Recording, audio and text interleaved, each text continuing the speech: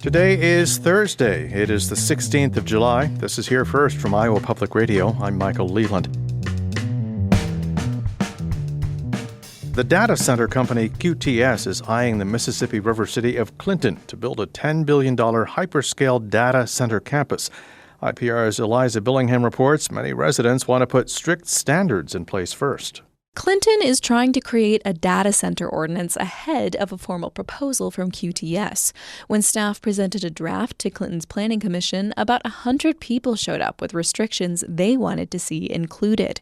They prepared specific requests for stronger language around details including water quality, noise pollution, and air quality. After listening to hours of comments, Commissioner David Brown immediately echoed one of the other main suggestions. This is so much to absorb. Would we be better off to just table the meeting and discuss this next meeting? The commission will reopen the public hearing at their next meeting in August. I'm Eliza Billingham, IPR News. School districts around Iowa are deciding whether to allow 8th graders to play varsity sports. State Board of Education approved rules last month allowing this, but it's leaving it up to the districts to decide for themselves. Webster City High School Principal Jason Wedgbury told his school board this week that maturity should be a key factor in deciding whether an 8th grader can move up to varsity sports. Physically, are they ready? Emotionally, are they ready? Academically, are they ready? Because once we make that decision, you can't undo it. If we roster them at high school, they're now a high school athlete. You can't go back to 8th grade. Webster City School Board did not make a decision on the issue this week. They meet again next month. A state task force aimed at combating Medicaid fraud has met for the first time. IPR's Isabella Liu reports Governor Reynolds created the task force through an executive order earlier this month. The group is supposed to help align the state with federal initiatives aimed at cracking down on alleged fraud in Medicaid. It's also supposed to promote ways to report fraud. The task force is made up of state officials and members of insurance companies that help run Iowa's Medicaid program.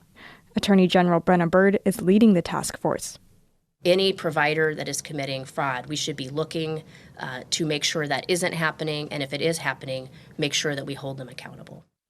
Bird says there's Medicaid fraud cases currently being prosecuted in the state, but didn't say whether it was a widespread problem. Reynolds created the task force as the state is projected to face a nearly $170 million Medicaid funding shortfall this budget year. I'm Isabella Liu, IPR News. Cedar Rapids has approved financial incentives for a 192-unit housing project aimed at easing a shortage in the area.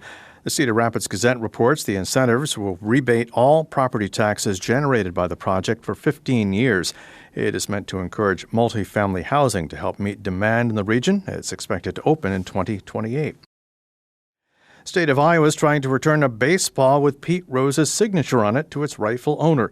The ball is just one of the items in unclaimed bank safety deposit boxes that have been turned over to the state. State Treasurer Robbie Smith says the ball signed by Rose and other members of the Cincinnati Reds was in a box rented by Jonathan Peterson of Mason City. He's looking for Peterson or his family. Whenever you have something that is signed by a number of people, especially a very good team in the 70s like the Big Red Machine, there's some valuable signatures there. After the owner of a safe deposit box has not paid rent, banks keep that box for at least 3 years before turning it over to the state's treasurer's office. Smith says over the last 12 months, his office has helped return a record amount of unclaimed cash and property to Iowans that banks had turned over to the treasurer's office. This is Here First from Iowa Public Radio. I'm Michael Leland.